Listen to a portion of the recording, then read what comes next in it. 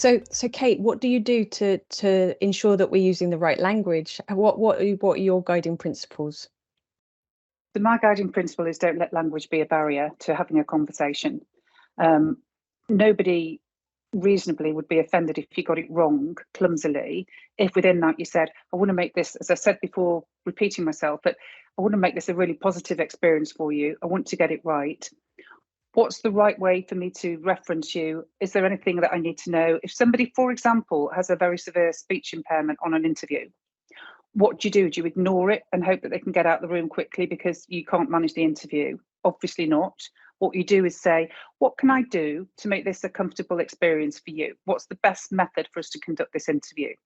And really openly. People respond to you trying to support. And I think that the key word for me here, Kate, is authenticity. So if we authentically want to make it work, if we authentically want to include people, our thinking and our actions will be much more practical in nature because we won't be tying ourselves in knots about the theory. That would be my guiding principle. And Kate, is there any language that you would specifically avoid, or are there any not to do's? I mean, yes, but then again, it's interesting because, for example, in disability etiquette, you wouldn't use the term wheelchair bound, because the disabled community who are wheelchair users would say they're not bound to their wheelchair. It's just something that helps them get around. However, I've met people who are wheelchair users who refer to themselves as wheelchair bound. So clearly you don't correct them at that point. Everybody's allowed their own language style.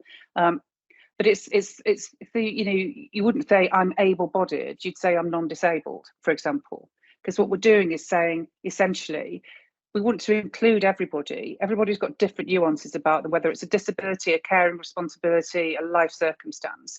And it's actually society and our processes that is the disabling element. So all we want to do is get those right, to be honest with you, Kate. So I personally wouldn't worry too much about the language. You can look it up, you can get a set of do's and don'ts. We can put it out with these resources if that's helpful for people, just some very simple ones, but don't overthink it. That would be my guidance. I think that's really good advice. Pauline, you look like you want to come in there.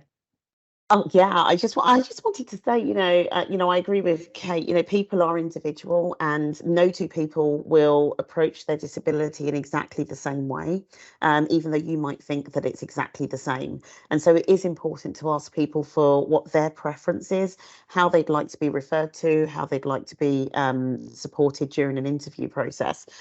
But particularly when you find that you're getting caught up with language, and I do it all the time, and it comes across in all aspects of diversity. But if you find that you feel that you've made something clumsy, authenticity also comes with simply, I'm so sorry. I'm sorry.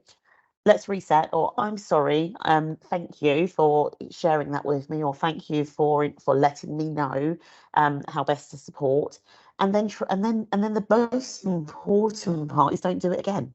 So really, when you say you're sorry, listen and then learn, because actually we're on a journey of learning, and it's not expected that you will know every single approach and how to deal with every type of different disability. So therefore, when you learn something, take it on board.